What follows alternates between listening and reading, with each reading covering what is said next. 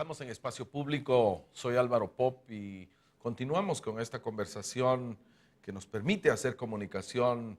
Comunicación es la fuerza de nuestros derechos, hay que usar estos espacios precisamente desde la perspectiva que tenemos en TV Maya para lograr ampliar la posibilidad de nuestros derechos, derechos de pueblos indígenas, derechos de ciudadanía y realmente hacer una Guatemala diferente a lo que hemos encontrado.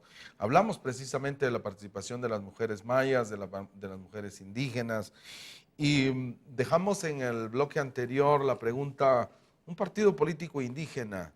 ¿Esa es la respuesta a un país como el nuestro, a un país como Guatemala? Mira, más que una respuesta, yo creo que es una opción fundamental en Guatemala también.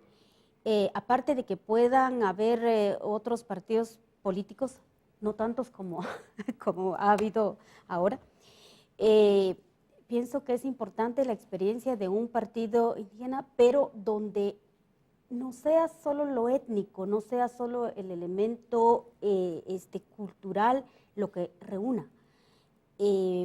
Han habido experiencias en otros países donde la participación de pueblos indígenas recoge también otros planteamientos en términos sociales, un proyecto político incluyente donde, por ejemplo, este elemento que venimos hablando de la participación de mujeres también forme parte del proyecto, la participación de jóvenes.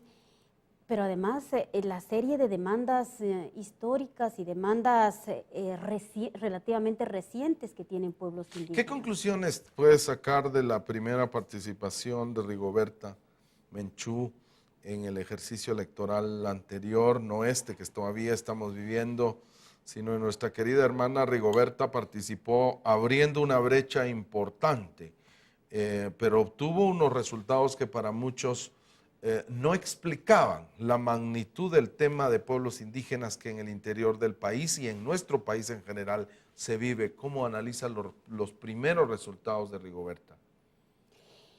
En términos positivos, pienso que fue una apertura bastante simbólica, simbólica digo, no reduciendo los resultados, sino por lo que representa para las comunidades, por lo que representa para los pueblos indígenas el hecho de que una mujer de extracción humilde, podríamos decir, con una trayectoria de lucha en torno a derechos humanos, pueblos indígenas, comunidades campesinas, esté al frente en una candidatura de este tamaño, fue muy importante porque entonces rompe también con tradiciones y paradigmas respecto a las posibilidades no solo de llegar a ocupar ciertas candidaturas, sino también en la posibilidad de que la población tenga por quién votar.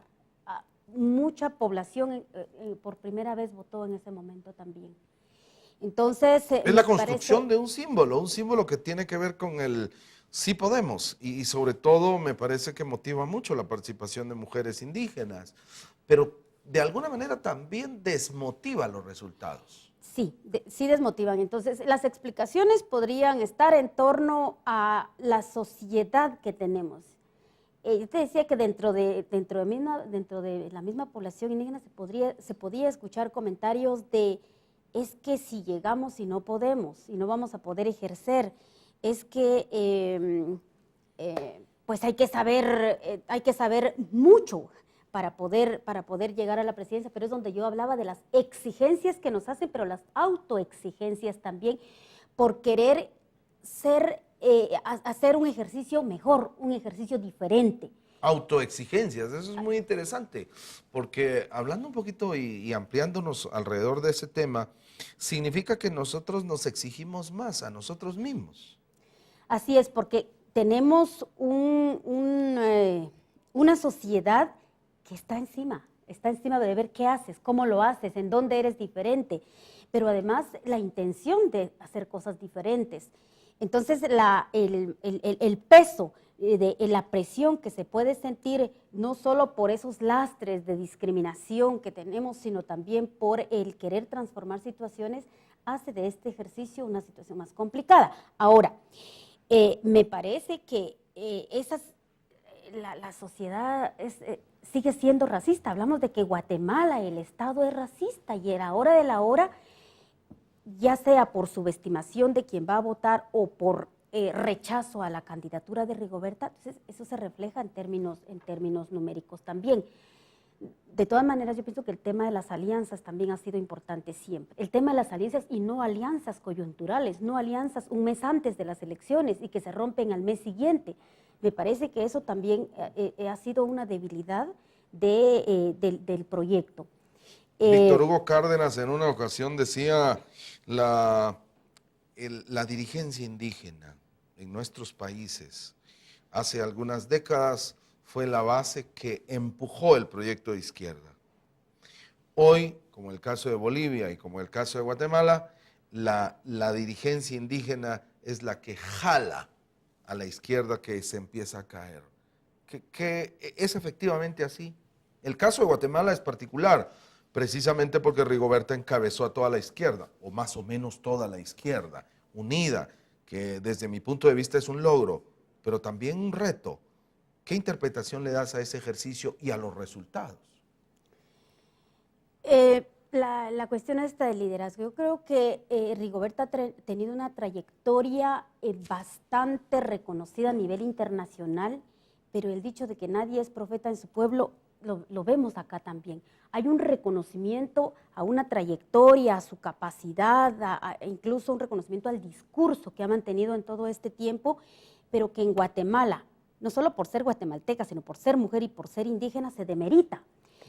Y no es un caso solo de Rigoberta, se puede encontrar en los pueblos con relación a quienes han sido candidatos o candidatas. En los pueblos hay muchas críticas hacia ellos o ellas también. Sin embargo, sí me parece que el que haya logrado aglutinar, el que le hayan demandado ponerse al frente también, es algo positivo. Muchas personas en Guatemala ven a Rigoberta como una representante de pueblos indígenas, pero otros también la siguen viendo por su trayectoria en torno a derechos humanos, en torno a derechos de organizaciones campesinas, y por ahí le exigen también. Por eso decía también, aquí no es solo la cuestión de dirigencia indígena, sino la base de las organizaciones de izquierda, la base de las organizaciones indígenas son personas indígenas y la mayoría campesinas. ¿Que pasó algo con el voto? ¿Qué sucedió con el voto?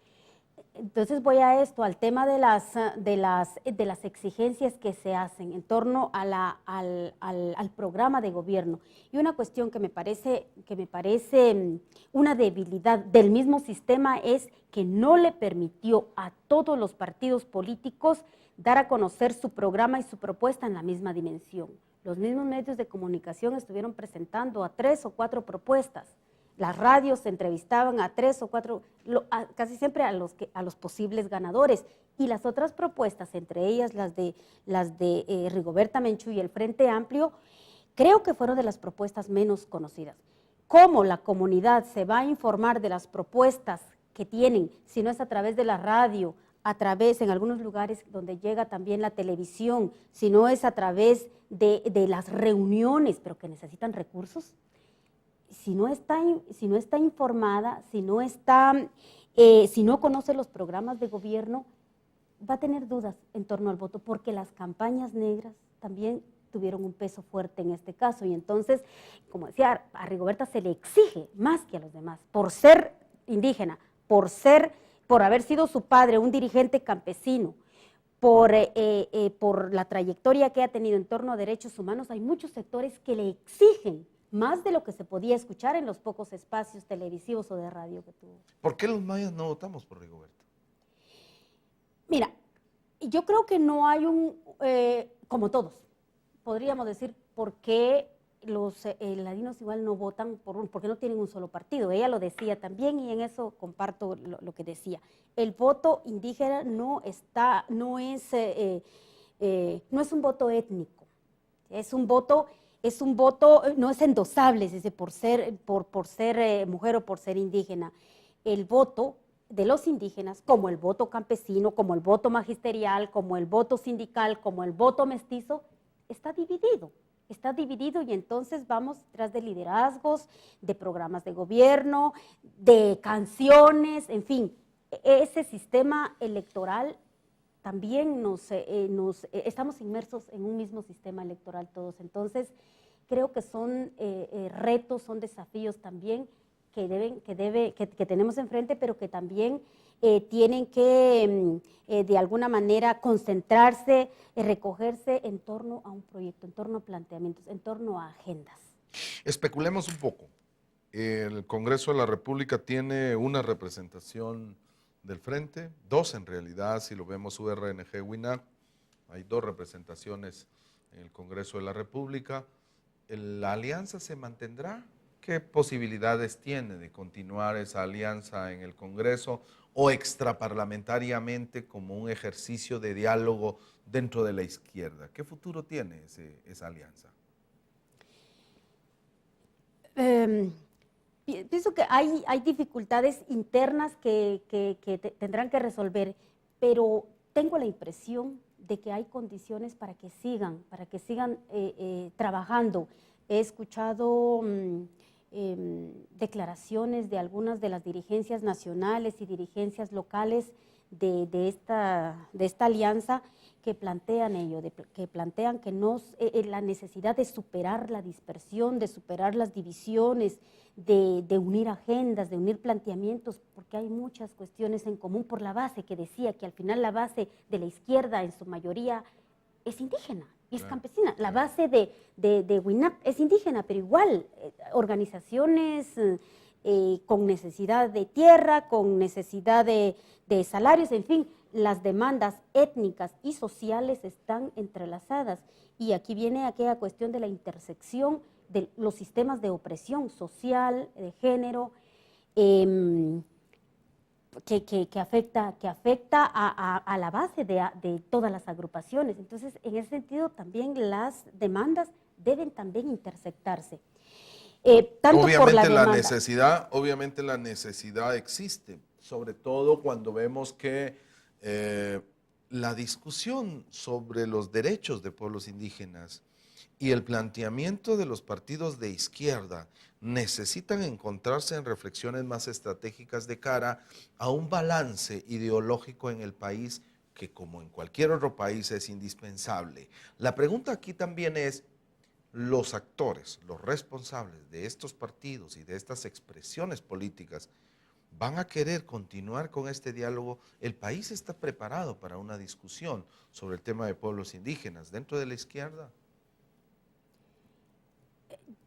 Yo pienso que aquí tiene que ver mucho también con la misma participación de los indígenas en la Unión. Se sabe ya de planteamientos que han tenido, incluso hasta de rompimientos que han habido por la falta de apertura a los planteamientos de pueblos indígenas. Es aquí donde decía que las demandas sociales y étnicas están tan entrelazadas que deberían estar tanto desde los planteamientos étnicos como desde la izquierda. No se puede ver una cuestión separada de la otra. Pero entonces obviamente el tema de doña Laura Reyes es separado del tema étnico. Doña Laura Reyes está participando de un partido que está claramente definido, centro derecha, con un candidato hombre blanco, criollo, que está reconociendo, entre comillas, está dando un discurso de apertura. ¿Cómo leemos esa participación? Sí, por eso en este otro caso hablábamos más de agrupaciones que de alguna manera tienen puntos de encuentro, agendas colectivas que de alguna manera tienen puntos de encuentro. Este otro caso es pues situaciones aisladas. Incluso durante la campaña se criticaba el hecho de que estando como candidata a la vicepresidencia en muchas vallas no apareciera ella. O sea, sí aparece para jalar votos, pero no aparece, o sea, no se visibiliza la participación. Aquí los retos y los desafíos son mayores. Son enormes, efectivamente, los retos. Vamos a ir a unos mensajes y luego vamos a seguir hablando precisamente de esa participación. Muy interesante. Doña Laura Reyes, ¿jalaría votos para su propio partido de ese mundo indígena que está participando de nuevo en un padrón electoral bastante significativo? Regresamos en unos momentos.